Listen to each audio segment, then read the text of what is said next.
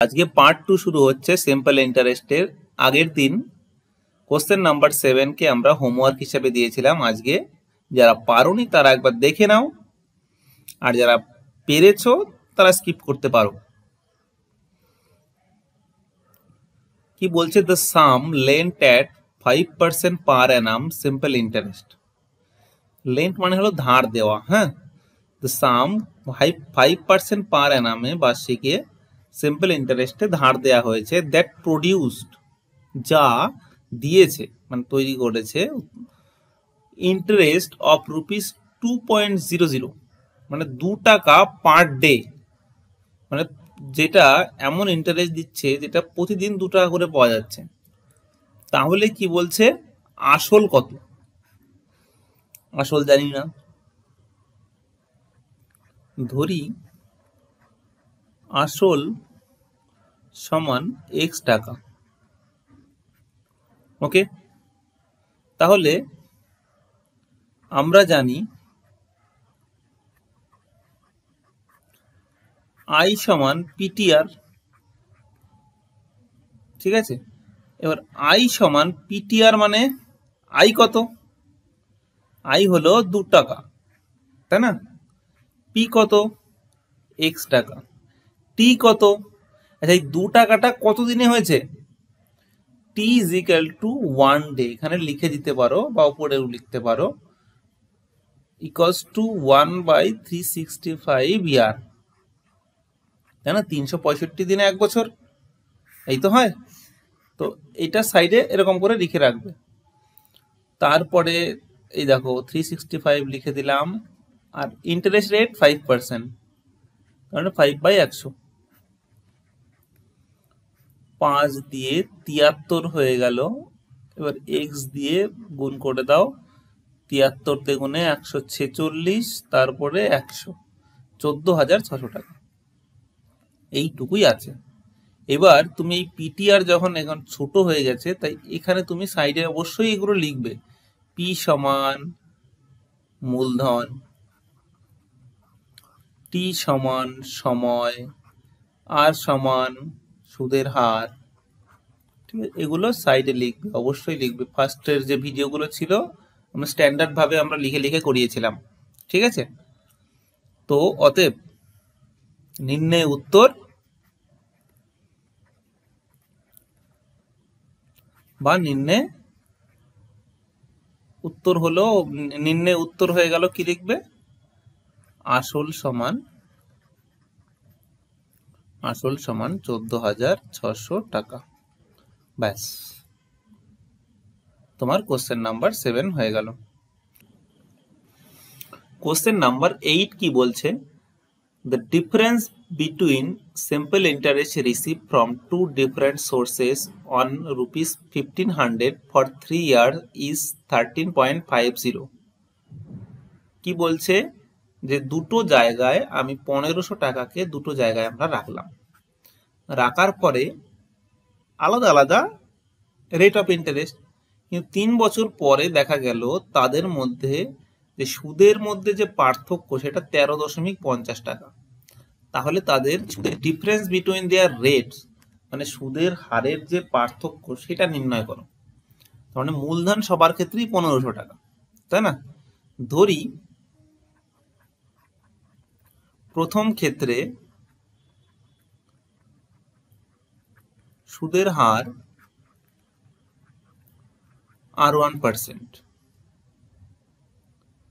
সুদ সমান I1। ঠিক আছে, এবং ধরি দ্বিতীয় ক্ষেত্রে সুদের হার R2%, সুদ I2।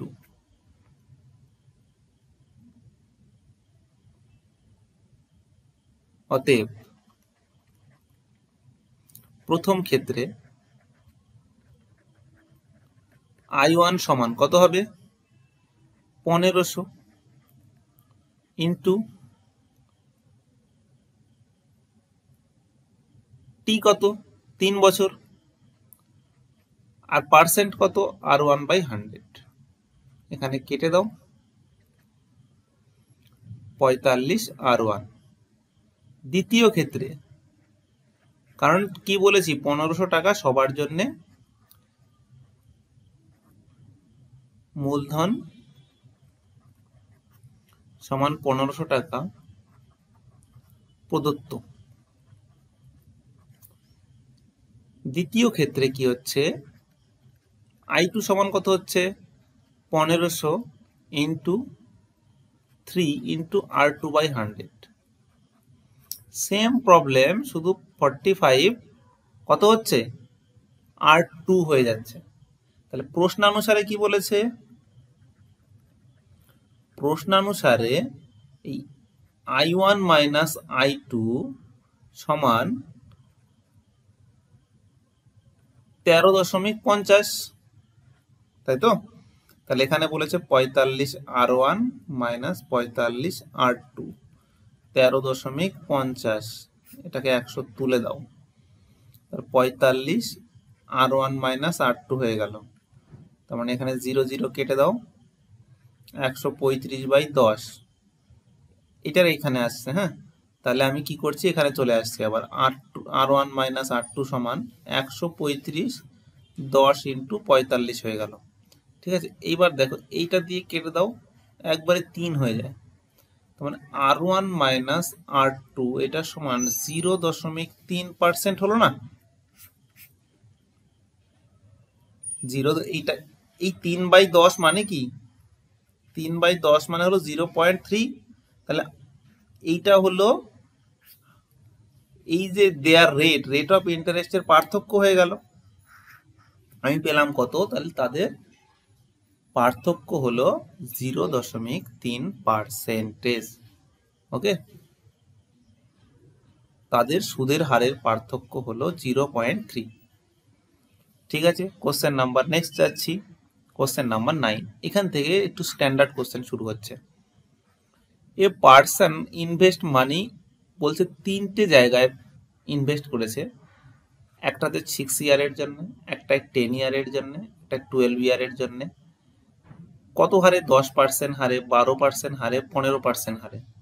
বলছে at the completion of each scheme he gets the same interest, the ratio of his investment is, মানে যখন তার টার্মগুলো শেষ হলো তারপরে সে একই পরিমাণ অ্যামাউন্ট পেয়েছে, তাই না? তার মানে অ্যাকচুয়ালি কি বলছে, a person invest money in 3 different scheme. এবার ডিফারেন্ট স্কিমে টাকা ইনভেস্ট করেছে। এবার কি বলেছে, তাহলে ওই ব্যক্তির আসলের অনুপাত কত?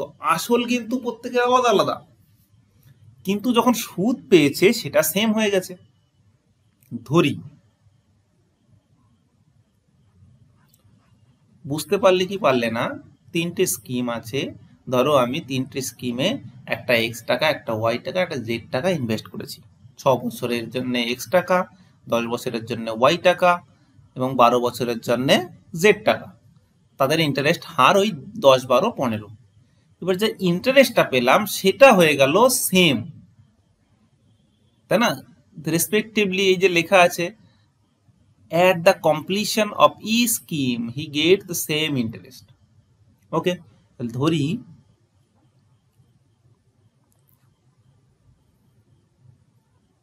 তিনটি স্কিমে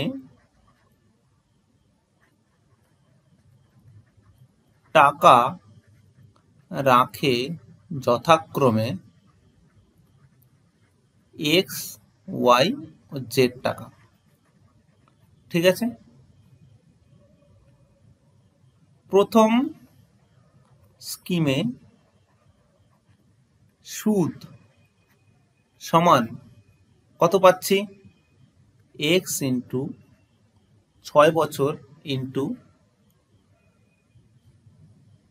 10%, মানে 10/100। মানে এখানে তুমি লিখবে I সমান PTR, যেখানে P সমান ছিল X, T সমান ছিল 6 ইয়ার, আর R সমান ছিল 10%। হলো। দ্বিতীয় স্কিমে দেখো, এটা আমি লিখে দিলাম এরকম, ধরো তুমি এইরকম ভাবে লিখলে 60x বাই 100, এটা সুদ। দ্বিতীয় স্কিমে সুদ সমান কত হবে? সিমিলার এইরকম ভাবে এটার জন্য লিখবে। হ্যাঁ, এটার জন্য y, এটার জন্য কত বছর? 10 বছর। এটার জন্য কত পার্সেন্ট? 12%। কত হলো দেখো? 120y by 100। এই নিচে 100 গুলো রেখে দিচ্ছে, কাটতে সুবিধা হবে পরে। এখানে সেম লিখবে, i সমান পিটিআর, ঠিক আছে, p সমান y, r সমান 12%, t সমান 10 ইয়ার। তারপরে তৃতীয় স্কিমে সুদ সমান কত হবে? সুদ সমান z ইন্টু কত বছর? 12 বছরের জন্য সুদের হার কত? 15। তার মানে কত হচ্ছে? 180 z বাই 100। সেম লিখবে, i সমান পিটিআর হলো যেখানে p সমান z, t সমান 12, r সমান 15%। প্রশ্নানুসারে এইখানেই দরকার, প্রশ্নানুসারে এই প্রত্যেকটা এই 60x, এটা সামথিং, এটা তিনটেই ইকুয়াল। 60x বাই 100 সমান 120y বাই 100, 180z বাই 100। ঠিক আছে, এইবার তার মানে আমরা কি করব তখন? আমরা তখন নিচের গুলোকে কেটে যায় অটোমেটিক। 60x সমান 120y সমান 180z, তাই না? তাহলে আমরা তখন কি করব? ধরি এটা সমান k, ধরি। তাহলে পরে আমি x সমান কত পাবো? k বাই 60, y সমান k বাই 120, z সমান k বাই 180। অতএব তাহলে x is to y is to, ঠিক আছে, z কত হবে? k by 60, k by 120, k by 180।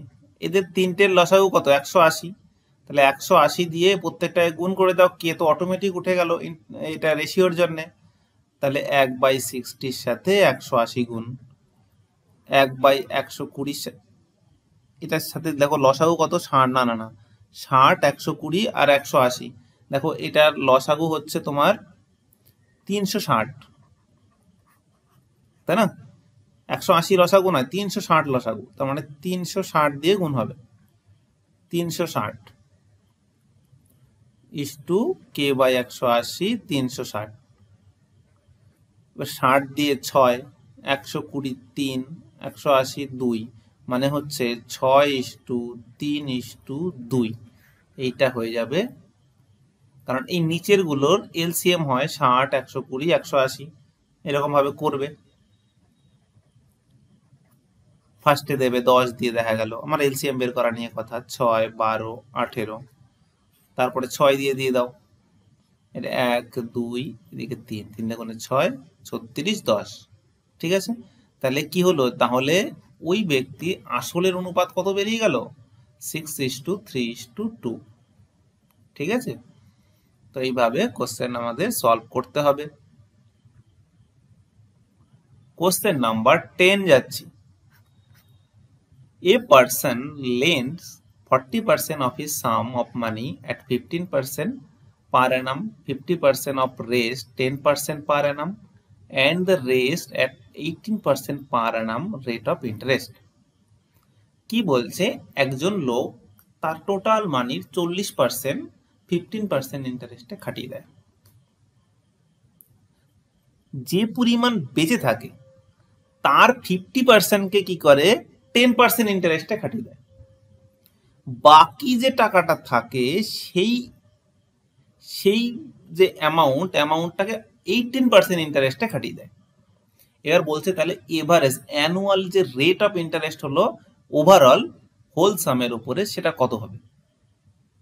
ঠিক আছে, এইবার আমরা তাহলে কি করব? ধরি এই ধরনের কোশ্চেনের ক্ষেত্রে আমরা x ধরেও হয়, 100x ধরেও হয়। ধরি ব্যক্তির মোট টাকা সমান 100x। ঠিক আছে, 40% টাকা সমান 40x। ঠিক আছে, 40% টাকা 40x টাকা, এখানে লিখে দাও তাহলে 40x টাকা 15% হারে হারে কি করা হয়, ধার দেওয়া হয়।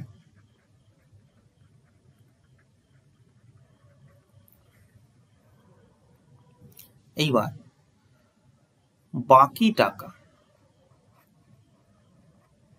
বাকি টাকা সমান কত, 40x তো ধার দেওয়া হয়ে গেল 15% করে, বাকি টাকা সমান 60x। তাই তো, বাকি টাকা তাহলে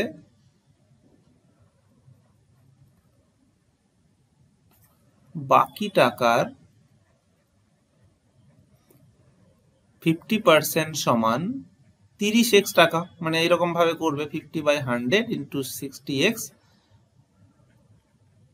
মানে 30x টাকা। তাই তো, তাহলে এই 30x টাকাটা কি করা হয়, 30x টাকা 10% হারে ধার দেওয়া হয়।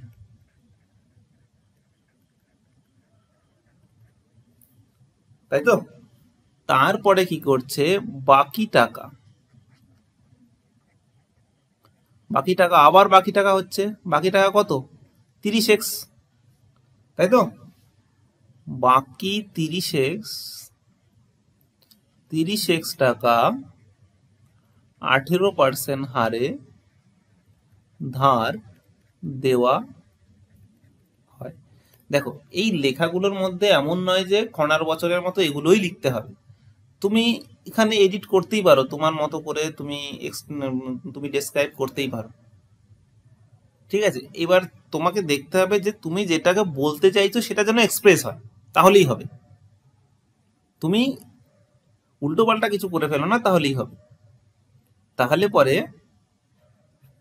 এই দেখো, এই প্রথমটার ক্ষেত্রে আমরা ইন্টারেস্ট বের করব, দ্বিতীয়টার ক্ষেত্রে আমরা ইন্টারেস্ট বের করব, তৃতীয়টার ক্ষেত্রে আমরা ইন্টারেস্ট বের করব। সব ইন্টারেস্ট যোগ করে মোট আসল টাকার উপরে আমরা সুদের হার বের করে দেবো, তাহলে বেরিয়ে গেল।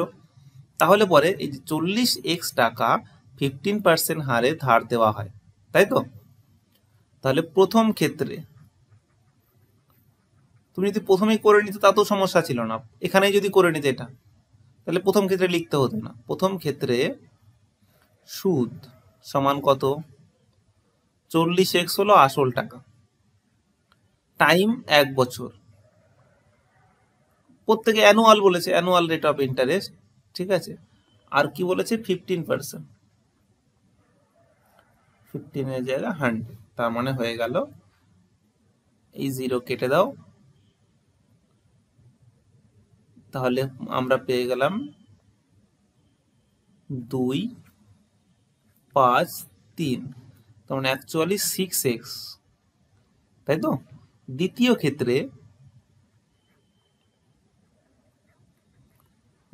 ক্ষেত্রে এটা প্রথম ক্ষেত্র হলো, এটা দ্বিতীয় ক্ষেত্রে সুদ সমান কত পাচ্ছি,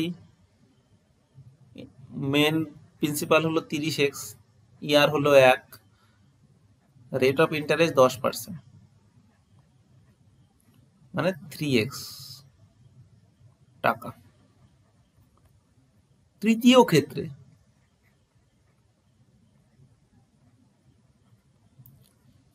ক্ষেত্রে কি হবে, সুদ সমান হয়ে যাবে তখন এই 30x তো 30xই আছে, 1 বছর সুদের হার হলো 18%,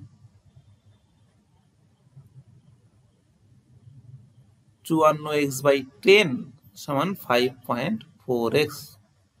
মোট সুদ কত হবে, মোট সুদ হয়ে যাবে 6x + 3x + 5.4x, যোগ করলে 14.4x। সুদের হার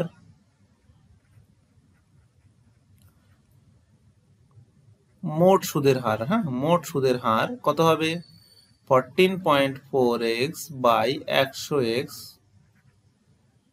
ইন্টু 100, 0 0 100 100 কেটে গেল, মানে 14.4%। এটা হয়ে গেল তোমার কাজ। তাহলে পরে আমার যে অ্যান্সার সেটা বেরিয়ে গেল 14.4% ওভারঅল পার্সেন্টেজ আর কি, তাই তো?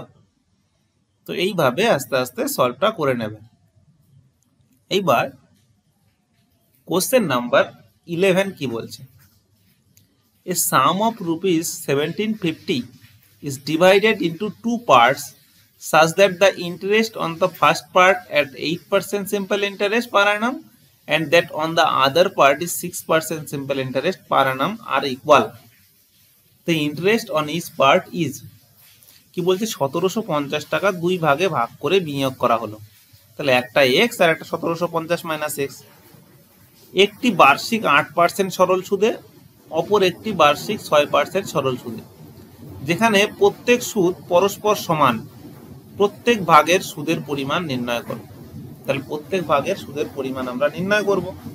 সুদের হার জানি, ইয়ার জানি, বার্ষিক বলেছে, তো আমরা বের করে ফেলছি। আমরা কি করছি, ধরি প্রথম ভাগে বিনিয়োগ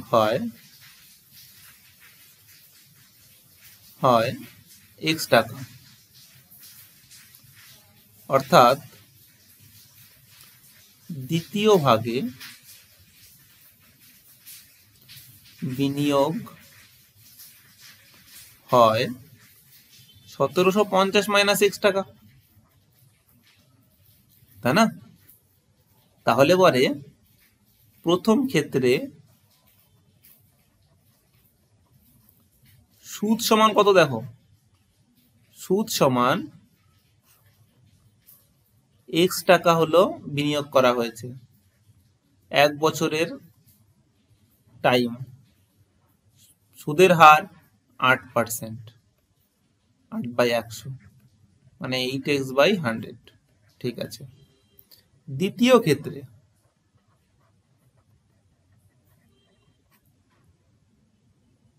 সুদ সমান কত হবে, সুদ হলো এখানে দেখো 1750 মাইনাস x, এটা আসল, 1 বছর টাইম হলো 6/100, ঠিক আছে। এইবার প্রশ্নানুসারে কি বলছে,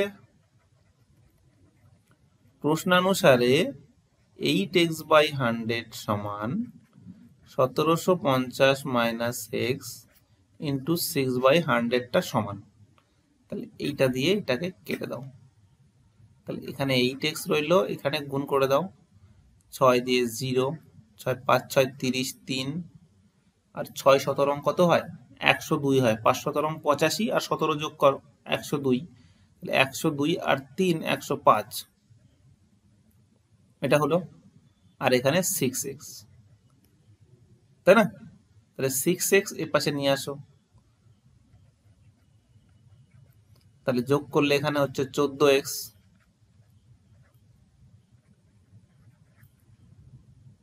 বা x সমান কত 10,500/14, 7 দিয়ে কেটে দাও, 7 দিয়ে 7 আক্ষে 7, 3 35, 5 7 35, 2 দিয়ে 750। তার মানে কি বলেছে, প্রত্যেক ভাগে সুদের পরিমাণ নির্ণয় করো। প্রথম ভাগে আসল, তাহলে সুদ বের করি। প্রথম ক্ষেত্রে সুদ x এর ভ্যালু পুট করে দিই। প্রথম ক্ষেত্রে x এর মান বসিয়ে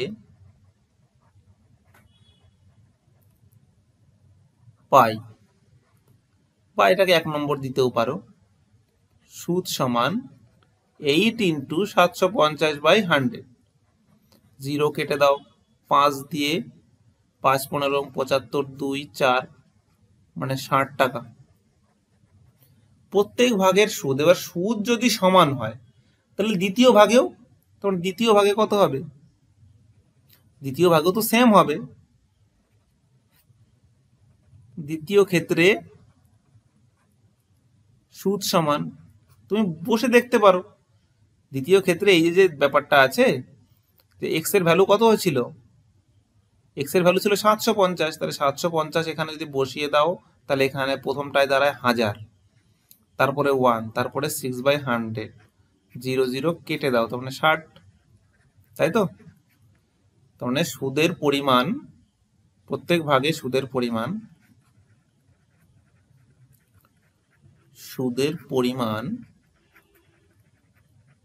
সমান 60 টাকা। হলো? এই হলো কোশ্চেন নাম্বার 11 হয়ে গেল।